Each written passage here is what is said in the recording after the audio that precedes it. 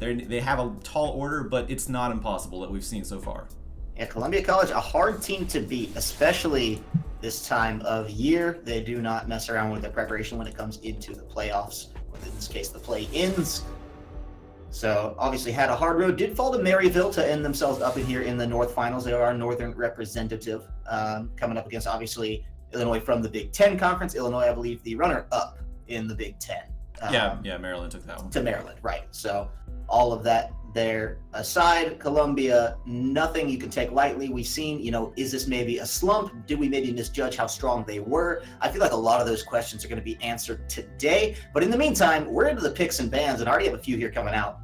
Yeah, the Camille taken away from Misty Stumpy. That's essential to one of the comps that Columbia College love to run. Also, Karma. Julian has been playing a lot of Karma lately, as well as Evan RL. Actually, I would say Evan RL and taking Caitlyn away from Evan RL. Technically, you are if you're taking that one, if you're banning that on Illinois side. But Caitlyn overall a very strong ADC. Just wants that off the map entirely. And this is going to be the last ban by Columbia College, taken away against Minsu, taking that troll away. Trundle in the jungle, very powerful, has been very prevalent in the jungle lately. Also taking away the Swain and the Azir, so that is going to be quite a bit of focus on the mid lane of Illinois. Well, this does leave open the Kaisa, and that will be locked in, out and away immediately for Project 1. He wants to find that one for himself. Means on the other side of things, Evan RL might be looking to pick up the Varus here. Obviously, it's just a hover. We don't want to read too much into it yet, but with an ADC and support flex rather, with the Karma being off the table as well, the priority for the bot lane does become a little bit stronger. Now, it's not going to get too heavily constricted with Kaisa out, but they know they want the Varus. Wouldn't be surprised to see them pick up either the jungle or support here. It will be Morgana locked in for Dean. Strong answer to the Kaisa. Yeah, Dean has been playing a lot of Morgana. Morgana just kind of come into the meta recently, once again, with it's kind of the meta shift. And actually, speaking of meta shift, we are on the 8.8 patch, and I am excited because I believe, I didn't actually check beforehand, last week when the 8.8 patch dropped, LeBlanc was disabled. I believe she is enabled this time around. Like I said, I didn't check to see if they actually enabled her because she actually had a bug last week. But it would be interesting to see either Julian or Zeno play LeBlanc. It's kind of a revert back to old LeBlanc, but we'll get to that if we see it, because we do have an Olaf locked in. Once again, another big powerful jungle pick, while the bot lane of Columbia College has been prioritized. They do leave a jungle pick open, but there's plenty to choose from right now. Wouldn't be surprised to see Bucksack go on to Zac. Meanwhile, Tom Kench going to be locked in, maybe anticipating a Zac lock-in. He has been playing a lot of Sejuani and Nocturne as well, so we're going to see what he picks up here. But Tom Kench going to be a thorn in the side no matter who Columbia College locks in for the jungler. Right. I like the pickup of the Olaf here from Minsu, especially into the Morgana, because once you get the Ragnarok on the table, Dark Binding really can't stop you. And there's not a whole lot that the Black Shield is going to protect from on Olaf. Sure, there's the CC from the Axe if it lands, but beyond that, Olaf can still just get right in the face. Be a huge threat. The Tom Kench to backline there becomes a very effective macro tool if he wants to use the Abyssal Voyage to deliver Olaf into the middle of the team. And surprise, surprise here, they're actually going to opt for the Scion, not picking a jungler in the first rotation. This isn't terribly common. It's not the most uncommon thing, but we know that Stumpy, with Camille off the table, maybe feeling the pressure, says, hey, I need to get my top laner in the first rotation, because they hit the solo lanes so hard in the second round of draft phase, or ban phase rather. So that means Zac's going off the table for Zac. Won't see the double Z coming here. Right, I expect to see two jungler picks coming out from Illinois, Zac being the first one, because you want to now target Bucksack's on Columbia College's pool, considering that the top lane has already been picked. You're not going to have to ban out Orin, or you already banned out Camille. And there's too much of a mid lane meta going on right now to really truly ban out Julian. At least I feel like Illinois are looking at that right now, as there's so many mid lane ban picks already. But Julian, he is comfortable on that Corki, could go back to that one, but actually going to ban out the Gangplank, thinking that might be a Scion mid, which is still a potential that we have seen Columbia College run before. They definitely want to shoehorn Stumpy onto that Scion, Gangplank and Camille, probably his two best champions just this season. So they're doing their due diligence here.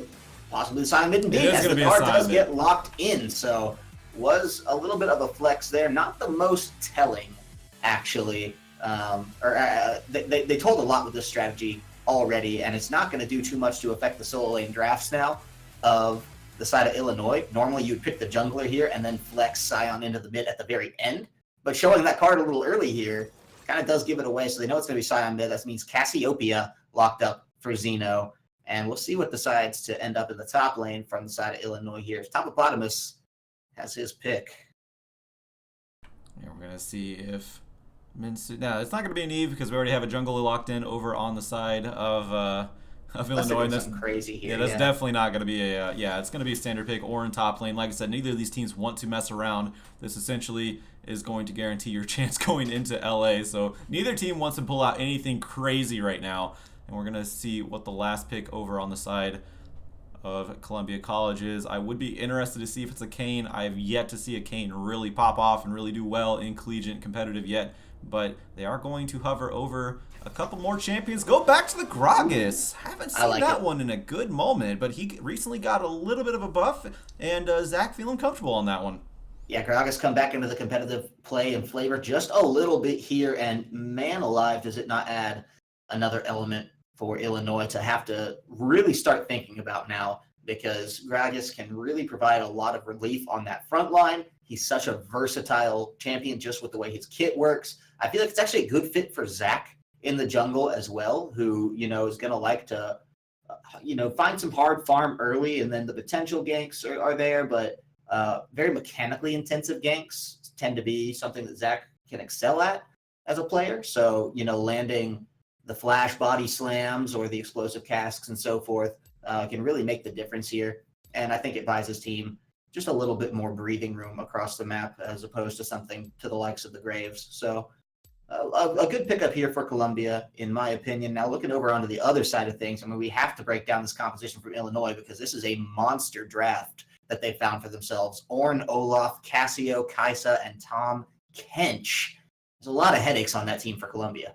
Yeah, Tom Kench, the big one, of course, being able to deny a lot of the engage from Gragas, from the Scion, and in Gnar whenever he Gnars out. Now, that being said, there's a big front line on both teams, both sides, and they're putting a lot of reliance on their ADCs. While Illinois, they actually have 2 points of power with the Kaisa and the Cassiopeia. Olaf will do a lot of damage early on, but that will start to fall off. So, if Minsu can get going early on and really shut down the lanes of Columbia College, that's going to be really hard for Columbia College to answer back on that one, and they'll have a strong Olaf into the mid game. While again, you want to delay the amount of time that he actually does fall off, because that true damage starts to become a little bit less impactful as you get the health bars, as you get the items going, and that's something that a lot on the side of Columbia College have. They have the Gnar, the Gragas, and the Scion, so they're not going to be doing too much. Olaf is not going to be doing too much to the mid and the top lane after about 15 minutes. May want to be looking at that bot lane, but you do have Morgana there, which is really big for that undertow. Throwing out this Q is one of the big advantages of Olaf. It's just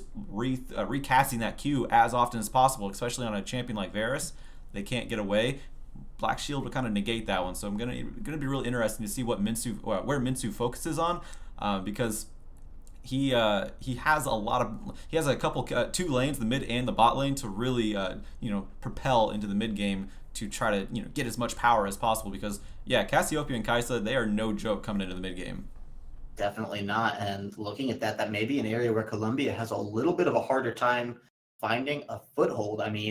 Varus can definitely cement himself as a mid-game AD, a caster AD rather, but it does get a little bit sticky there. Well, we are going to see how all that pans out. But ladies and gentlemen, before we get into that, we do have just a couple quick announcements, some things to share with you all about the CSL, who we are, how we operate. So if you're watching this for the first time, thinking, man, I want to get my school a little bit more involved in collegiate esports and don't quite know what that looks like, our Discord is a great way to get started there. You can hit ! Discord in the Twitch chat to get a link to that invite, all of the information you'll need for next year's seasons, different esports that we offer, games that you can play with the staff, pick the brains of any staff members on the like if you're interested in this industry as a whole.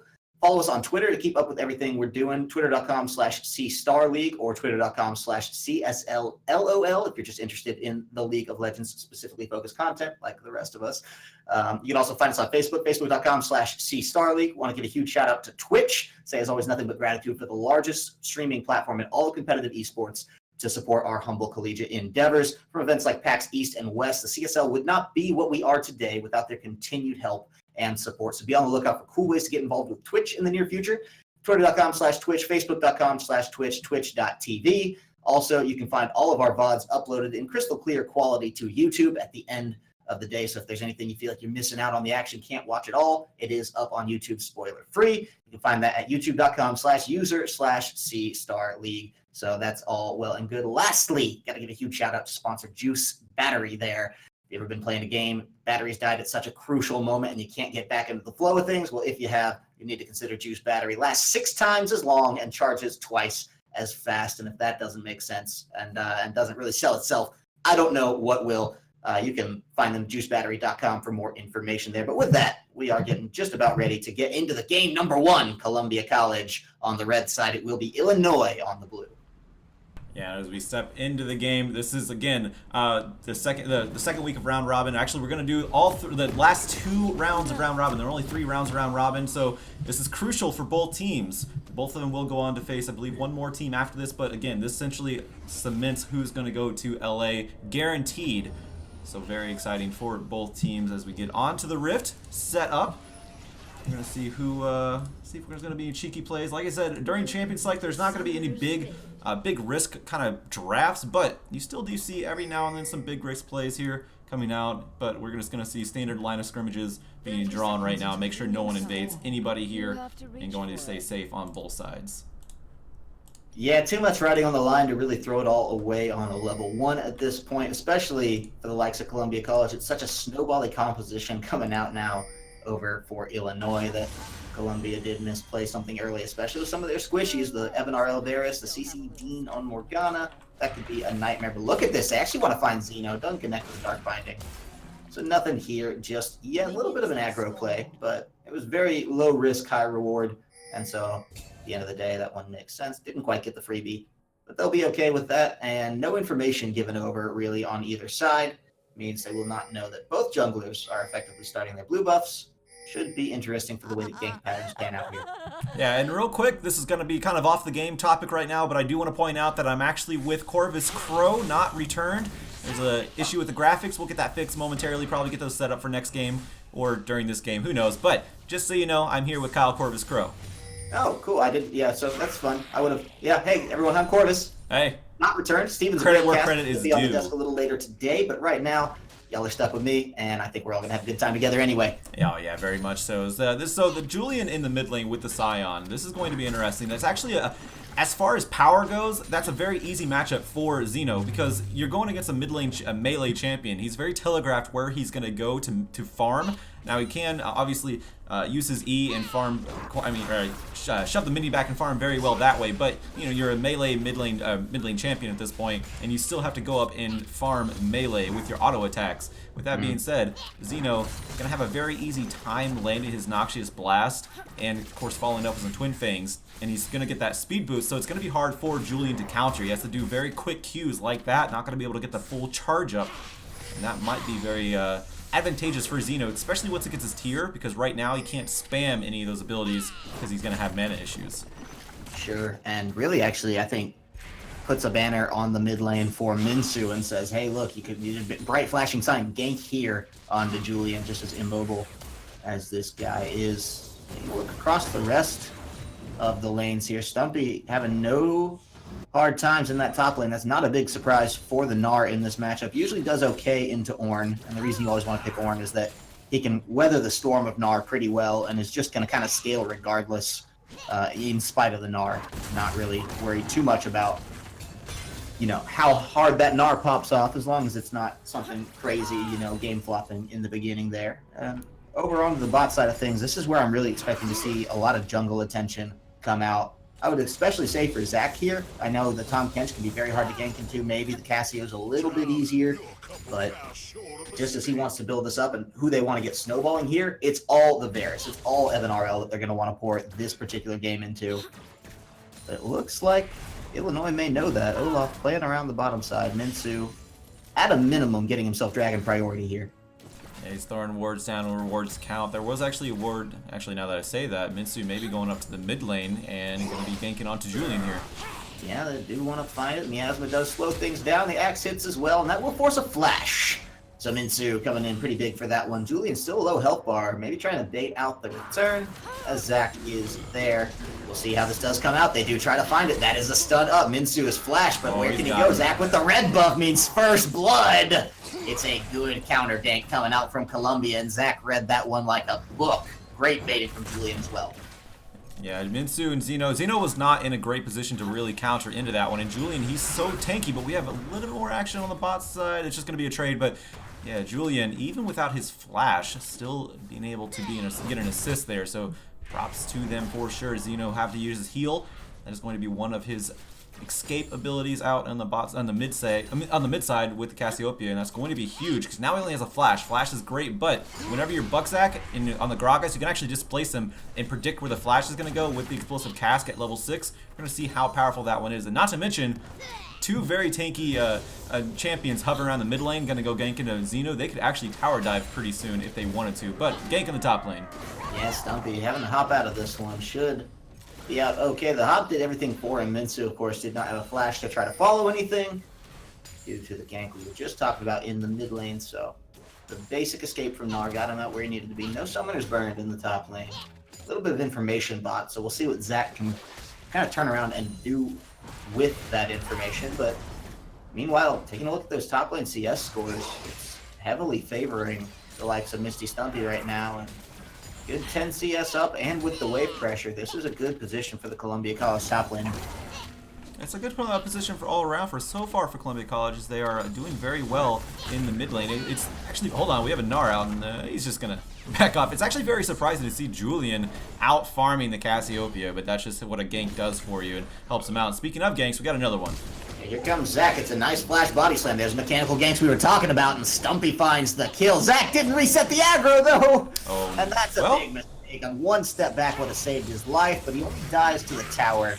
So, a little embarrassing. Not the end of the world for the guy, and certainly doesn't give anything back over to Topopotamus on that Ornn. Just going to slow down, and really the red buff that I believe he just farmed out, if I'm remembering correctly, that's going to go to waste. But beyond that, everything else should be good. Well, I think actually if you die to not another champion, you still keep the buff. So I think he's going to be fine on that one. We'll confirm that in a moment. He doesn't have it anyway, so. Oh, okay. Well, there you go. That's not happening at the time. I was just looking wrong. Oh, no problem. But yeah, that is unfortunate. I mean, that could have went worse, given the kill over to Topopotamus. But be as it may, we have a gank in the mid lane though, and this time it's from Minsu. Want to find Julian. Flash not up, but the ultimate will do the trick, and Minsu throws a little axe as a parting gift there. Julian going to stay just below half health here, but no real danger out of the last two. Now we have to call into question. He has no escapes anymore. Will Minsu try to come back around for another one, or is this going to be Julian keeping a low profile until that flash is back up? Yeah, it is. It's quite telling right now as far as how the game is going to go and how cautious Columbia College is playing. So this is something they don't play super aggressive in the early game unless they know that they have the distinct advantage. They start making mistakes through the mid game, especially in the late game. But this early game so far has been pretty decent for them. It's outside of Zach dying from a tower. But again, that could have went worse. The tower did get the kill, but they've been doing a great job pressuring into the lanes that they need to. They need to shut down Zeno. He's the one that's going to be scaling up really hard here, as we do see more action going on to the mid side. Explosive Cask is up, but Zach not going to be able to use that one, or not looking to use that one, I should say. Sure. But they are doing a great job trying to pressure into this mid lane. Haven't got any kills, and they're not keeping Zeno from farming, but they are keeping Julian at least on the positive side of this early game. I think it's a little funny. We were just praising, or at least I particularly was just praising Zach in Champion Select for his really strong mechanical ganks. I mentioned it when he gets up into the top lane. They get the gank off onto Topopotamus. Really going well there. And then he has that mechanical misplay. Just steps right back into tower range. Doesn't quite negate it. And cursed him, man. His life. Speaking of Zeno, almost losing his life there. Got a little low, but not going to be too worried. Mid lane resetting now. And Columbia are building themselves strong lanes across the board. Mostly the top lane. But even just here in the mid lane for Julian to be this close with Zeno, this is not what you want from the Cassiopeia side of things. No, the Cassiopeia, again, they're not doing too bad actually stacking up the farm, but yeah, they could be doing a little bit more. And Illinois, they're having trouble actually establishing a foothold in these lanes, and that's something they absolutely need, especially going against three big tanks on the side of Columbia College. And we already see the components for a... actually, I think they're going to be building a banner command in the mid lane for Julian, so they're going to have some extra push coming out as well. And that is something that Xeno will not be able to contend with, considering it's all magic damage. We have a gank, though. Yeah, they want to get in right on the Xeno. He flashes out. It's a nice petrifying gaze and the explosive cask. Actually only going to do him a little bit of a favor getting him back in closer to his tower there. So both summoners burn. Xeno stays alive through it and gets 2 ultimates out of Zac and Julian for his trouble. Not going to be the greatest trade in the world, but for a 1v2, a gank situation that just comes right out at you, you take what you can get. Thank your lucky stars you survived. Meanwhile, Minsu still lurking around this mid lane. There's not exactly the petrifying gaze to try to get things in on the Julian, but we might see some pressure happen around there. Meanwhile, Toptopotamus in hot water again. Calls down Call of the Forge God. Zac gonna try to dodge out of that one, but gets knocked up. Tower aggro wasn't on him yet. And Zac plays that one very cleanly to find a return gank, this time with no death to tower in the top lane. Yeah, very nicely played. They didn't do that without any pressure from their ultimates either, so just getting Toptopotamus down. Nice pressure from Mississippi and communication on Zac, knowing that they can pressure down Toptopotamus and get his health bar low, and then have Zac with full health come up, take a tower dive if he needs to. Very nicely executed by Columbia College. That might equate to a first tower for them, because Mitsu is nowhere to be seen. He's on the bot side of the map, so this top tower, I should say, is completely defenseless. A nice first pickup by Columbia College. This feels like a little bit more of a return to form from Columbia College than, you know, what we've been seeing. They're playing cleaner, and they're doing it against a good team. A lot of people would say on paper that Illinois is probably going to be stronger coming in than the likes of George Mason. Good news is we'll get our answer to that tomorrow, actually. But with all of that, you know, Columbia they still won 2-0, but look to have some serious speed bumps and some potholes to work out in their fight against George Mason. This time around, their early game is looking so much better against Illinois. May bode hopeful for the future here if they're going to be trying to get themselves to the Riot stage. But look at this, Julian caught out a little bit. Can they turn this one around? Zac is waiting off to the side. The teleport's coming down. Do they try to follow through with this one? Or does everyone back off? Nar didn't make it in. Ginormous Noob actually having a flash out of that one. Did not want to get in, and now Xeno with an explosive cast gets knocked back, and Julian finds himself that kill. They stun up! And Minsu does go down. There is no Ragnarok for this one, and meanwhile, Project 1 having to get bailed out. There is Noob, but Dean coming into this one. Gonna wait with the Soul Shackle to the right time, and does lock things down. Ginormous Noob now in a lot of trouble. I think Evan RL should be able to snipe this one out as the Varus, but Julian gets the kill and goes on the spree. Call the Forge God likely not going to do much here, as he does get Nard back. And they want blood. We'll see whether Toptopotamus gets out of this one. I don't think so. 5 very angry members of Columbia. Dean, the sacrificial lamb. But again, the only 2 deaths from Columbia are to turrets. Juggling that aggro very well, and they've broken this game wide open. They're sitting on a 6K gold lead now. 2 towers, only 12 actually minutes into this game, and things are looking good for Columbia College. Julian is going to go back with 2,300 gold, which means he's... Oh, hold on, he's going to... Oh, it went through. Never mind. He went back. But he is going to buy up his banner command, and that is going to be huge for shoving out Xeno. Xeno has no way of taking down... And he's actually going to teleport to the mid lane because Julian knows it. Julian, with a banner command on a cannon minion... Xeno has absolutely no way of answering that. With his Twin Fangs and his Noxious Blast, it's going to be completely useless. Julian knows that, might just be shoving into this mid lane. That means that somebody else from Illinois has to rotate to deal with the mid lane. That can be very disadvantageous for Illinois. We see Julian already popping that one off there. He's going to shove that into the mid side, and that's going to allow Columbia College to just take more priority over this Drake. Yeah, no, they're really putting the pressure on. And the Mountain Drake here, a pretty good one for Columbia this early on in the grand scheme of things. I mean, Evan RL going to benefit from that hugely when contesting the objectives like towers, like further Drakes, potentially the Rift Herald as well, although, gotta be honest, Feck, as you and I have not seen a lot of Rift Heralds coming out through the play-in stage. Nobody seems to care too much about that one. But with the first Drake coming down now for Columbia College, the Mountain Drake locked out and away. A tower as well to boot. It should be a reset from their part. Almost 14 minutes into the game, and they now have every outer turret of Illinois, and it's only going to get easier with that Mountain Drake. exactly what they need. They need something to help them with objectives because they clearly don't need the kills at this point in the game. They are 26k to 19.6k, so they're 19.5k, so they're almost a little over 6k up right now. They don't need kills anymore. And speaking of the Rift Herald, we actually do see Minsu prioritizing that. It is after the fact of the Drake. Usually see it traded at the exact same time. So this gives it a little gives Columbia College a little opportunity to go interrupt. Julian is going to spot him out, and that's the issue. Whenever you don't have vision over the Drake, you don't know they're going for it. You don't know if you can go for the Rift Herald at the same time while everyone is distracted. So a little bit of a misplay once again from the vision control of Illinois, and that's going to cost them the Rift Herald and possibly hand that over to Columbia College if they decide to prioritize that. And he was so close, was doing a lot of damage to it, but could not take the risk. Knew he didn't have backup and didn't know exactly the extent to which Columbia knew where he was and how. So despite the fact that his summoners were available, he thought he did not want to risk it. And actually did not opt to take the trade while the Dragon's coming down because he valued his red buff more at the time. He was trying to make sure that didn't get taken out and away from him because he knew Columbia was likely to take that bot lane tower after the Drake and then could make things dangerous. Dangerous. Misty Stumpy got between a rock and a hard place, or several rocks. And Hippopotamus finds himself the kill. They burned a lot to take that one away, which means the Rift Herald likely going over to the side of Columbia. But they do answer a point back on the board now for Illinois and their first kill of this game.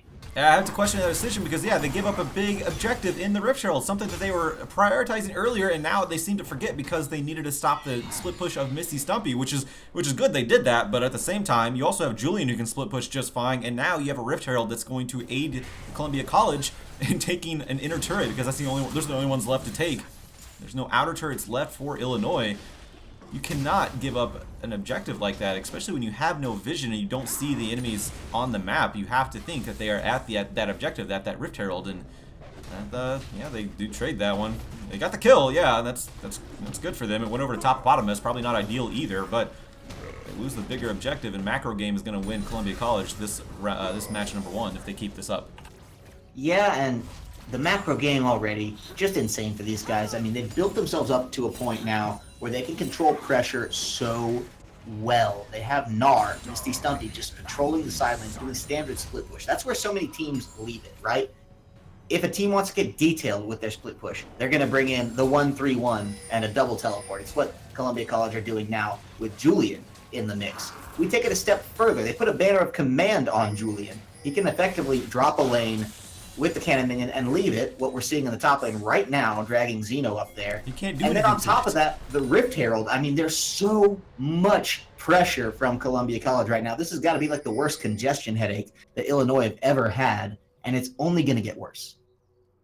As we see 3 members of Columbia College grouped in the mid lane. Make that 4 because Zach is going to be in the mid lane while Misty Stumpy is just going to be split pushing. I essentially feel like he's going to be doing that this entire time because he doesn't absolutely need to be in team fights. Columbia College, they don't need team fights at this point. Like we said, they just need objectives. And once that banner command comes back up, they may couple that with a Rift Herald, as it'll be up just before the Rift Herald expires in the item slot of the trinket slot, I should say, of Zach. A lot of pressure going onto this mid lane, and there's not much catch potential on the side of Illinois, so if they're able to actually camp a brush, they have to really commit everything to it because they don't have much in the way of CC besides Call of the Forge God. I mean, yeah, they could... Yeah, Petrifying Gaze. In theory, yeah, blow the Petrifying Gaze early. That's a really harsh one to do just to find 1 kill. I mean, maybe if 3 members were all face checking a brush at one point, but then you think one would have the common good sense just to ward it. You never know. We do see crazier things happen in League of Legends, but right now it's just back to the grindstone for Columbia. They're putting Julian in that top lane, having the banner, buffing up that minion. Should be coming up any second now. The rest of the team controlling their respective areas, and they're starving out the jungle here now for Illinois, and that's what's going to become such a huge issue is when they can't fall back on their jungle to get latent gold, when they don't have vision in their jungle to contest this upcoming Drake and this upcoming Baron 90 seconds away. That's when things start to go from, hey, we're severely at a disadvantage to, oh no, we're spiraling out of control. And the biggest win condition right now for Illinois is to keep that spiraling from spiraling even more and just wait for this game to get into late game, because Xeno on Cassiopeia and Project 1 on Kaisa, they will scale up very hard. and be able to just melt Julian and Zach. Zach especially, because Gragas, he is a giant tank in the late game, but he just kind of falls off as far as damage potential goes. Julian will still have that big engage coming out with his ultimate, his rush, his big charge into the enemy.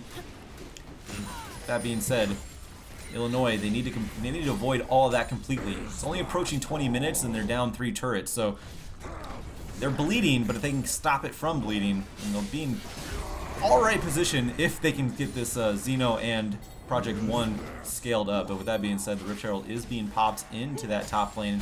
With a banner minion. With the banner minion, there it is. Yeah, they're going to be able to shred it pretty quickly, though, is the good news for Illinois. They do actually weather this storm very well, and I don't think Columbia were prepared to have it expire that quickly.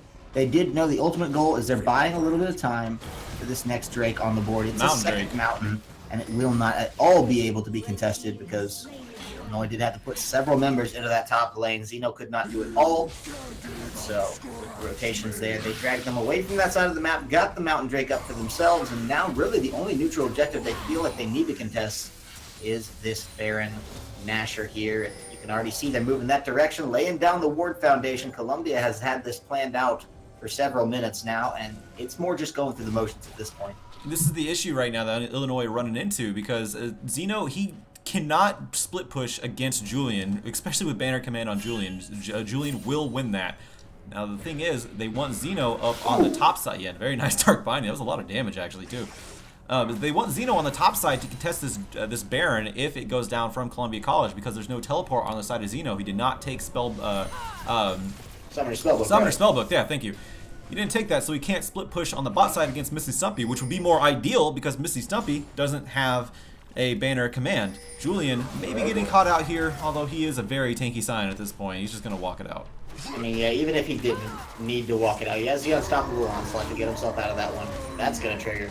Yeah, he's out. If he didn't have that, he had his flash. So there's really very few situations in which Julian was in any tangible danger there, but you're not going to want to give away such a great engage tool using defensively. It's a nice little pickup, particularly by Minsu there, just hanging out in the wolf camp at the place where he was. Panned out pretty well for him, and he was able to get something out. Whether or not they'll be able to capitalize on that is another story, but look at this, actually, the members of Illinois playing around this Baron. I think they're just clear. I think they're just getting the vision, but it's going to be enough to force the teleport out of Julian, actually a short-range teleport at that.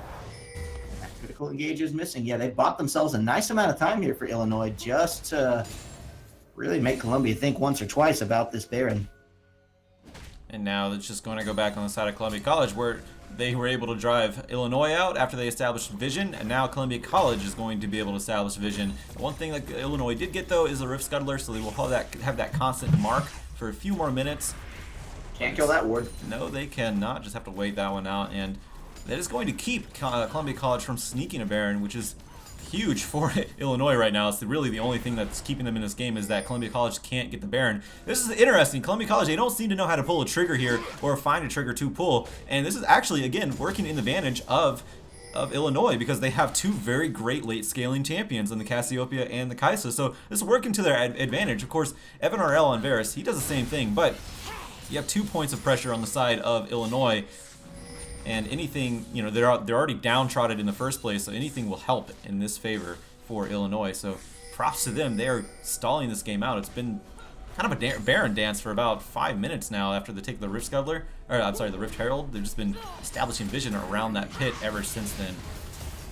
I think it was just shy of 14 minutes when we saw that last outer tower go down for Columbia. So since then, they found themselves another Mountain Drake, but it's really nothing to write home about as far as the advantage and potential that they've been building.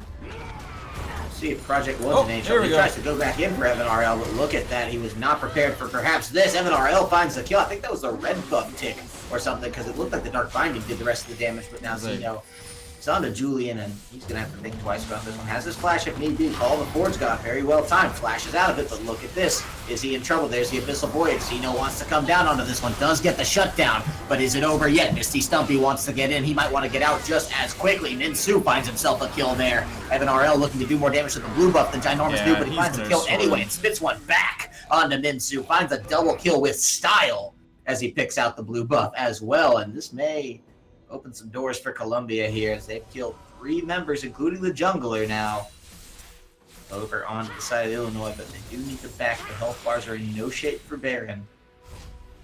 I feel like that was still alright for Illinois. Yeah, they did lose that team fight, but they stayed alive, they kept their objectives up, and they got some gold in the pockets of who mattered. Zeno got a shutdown on Julian, which was huge for him. He's going to come back with Leandre's Torment. Just get a little bit more powerful as he's going to, like I said, he needs items really bad right now. He's been farming his little heart out, so he is doing very well in that aspect, but the KDA is just not on the side of Illinois. So any sort of kill will be to the advantage of them. If they can get kills while also keeping Columbia College from taking objectives after the fact, maybe after they get counter-engaged, then props to them. That actually, in my opinion, still is a slight win for Illinois, only because of how far back they are in this game. And every little step forward is going to equate to a lot more than the lateral steps that Columbia College is making. Yeah, no, that's a very good point. And if Columbia College is not actively contributing to their winning objectives, then it does start to favor Illinois just with the scaling that they're going to be able to pull off. Now, Columbia is one of those teams we've seen, once they just pull a trigger, they can turn it on at a moment's notice, and that's what makes them such a threat here. But looks like Illinois are trying to play for that, and then maybe found themselves a little bit more comfortable in the second half of this game thus far. Say it was just after around the 15-minute mark that they said, hang on, let's slow this thing down, grind it to a halt, and just breathe. One step at a time, do the next right thing, and see where it gets us. So they've had some questionable moments since then, but it's really not been the same as just when they were letting Columbia walk all over them in the early game. They defended a lot of towers since then, but the neutral objective game is what's starting to get scary, because this could be another Drake coming out now for the side of Columbia if they can push off Illinois. It's a mountain Drake, too. They're actually able to leave. Look at the Baron pit here. They're able to leave Julian and Evan around. These two are sneaking it right now. Columbia College have adapted. Oh, this was They've no done idea from Illinois. They did not see that one coming, and it's just the tank health bar of Julian and the damage from Evan RL, the 2 Mountain Drakes making it all possible. And that's bad news for Illinois now, because look at their top lane. There's already an in. The minions are down. The banner of command is there. It only needs a couple more seconds to come off cooldown, and Julian, he sticks around, can really make a difference happen in this one, but will actually opt to get the back first. And I really like what Columbia College did, because they had a lot of trouble. Like I said, this has been about 7 to 8 minutes that both teams have been dancing around that Baron pit, establishing control after the Rift Herald was taken, and neither team was able to get a foothold. In Columbia College, they have the power in their favor, but they refuse to outright engage and get cocky like they did against George Mason, which is good that they're learning, but at the same time, they're not able to pick off anybody on Illinois. Illinois is playing it very safe and just farming up, which is playing hugely into the favor of them. Now, with that being said, I do like the adaptation coming out from Columbia College. In-game adaptation, which is beautiful to see. Able to sneak out that Baron with only 2 members, and that's something they needed extremely bad to just kind of get this game back in their favor, because, again, the longer it goes, the more it was going to be equalized. I'm not going to say in favor of Illinois. Of course, it is going to be in favor of Illinois because, you know, they're when you're down that far and you get equalized, it's always going to be in your favor. But with that being said, equalization is not going to be an advantage outright, and that's something that Illinois would love, but it's not going to be happening, especially now with this Baron on Columbia College and 3 Mountain Drakes. My God. Yeah, these towers are about to look like they're made out of styrofoam for the likes of Columbia College. I mean, they're just going to be able to shove right through.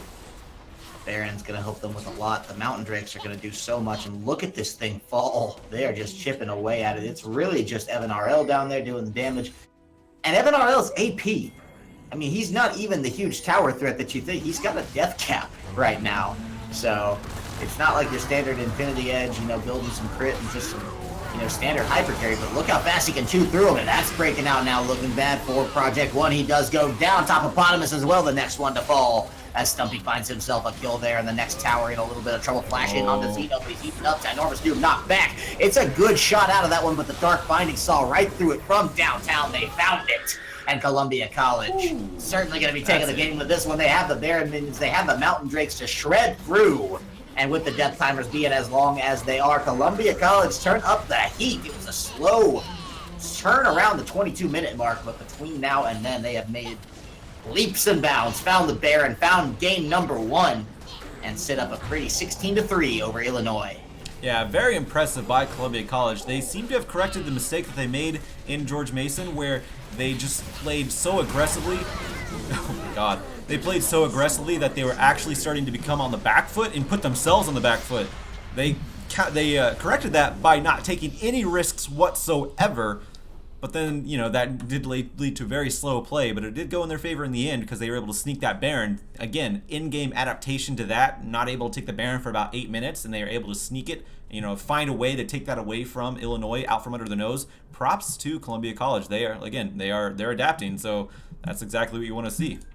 We've praised Columbia for their macro all season long. They're starting to show us exactly why, or remind us rather, why in this particular series. They played a fantastic early game. Even when they lulled in the mid game, they didn't look bad. They were not giving much away. The worst thing that happened to Columbia is, I believe, they lost 2 members in a 2-for-3 trade. Yeah. So they still came out on top of the trade, and that was the only point where it went topsy-turvy for them. All in all, a textbook clean game coming out from Columbia against a good team. This is not like last year when the Big Ten weren't really any kind of contenders. Nowadays, they may not be as strong as the regional teams that we see from just Northeast, South, and West, but they're certainly making leaps and strides. So Columbia probably going to feel good with themselves, putting a stamp on this particular game. And you have to wonder now, looking at Illinois, how can they adapt in game number 2? What changes are they going to make? Because that loss could start to feel a little overwhelming. Yeah, and that's something that we have to figure out when we get into that game, because obviously Columbia College, we've seen them draft a variety of different team comps, and this is one of them that we have seen before, so it's no surprise, but they just do well at making their unique team comps go forward and work out in their favor. And I say unique team comps as if you see these team comps in Pro League all the time. Yeah. Drake Porter's in a lab with a beaker and some colorful liquids. The team comp appears to him in Division 1 night. You do see these team comps all over competitive play. Don't get me wrong. Collegiate competitive play, it just seems like they are actually. It seems like something that they've adapted to more than most teams. I won't say all the teams, but most teams. Illinois look like they have a little bit of trouble keeping up. But my name is Joshua Fekes. I'm here with Kyle Corvus Curl. We have to get set up for game number 2. This is a best of 3. Remember. And the winner of this one essentially cements their trip to LA. So a lot on the line for both of these teams. The loser, they still have a chance, but it's a little bit less of a bright chance than it is now if they win this one. So a lot on the line.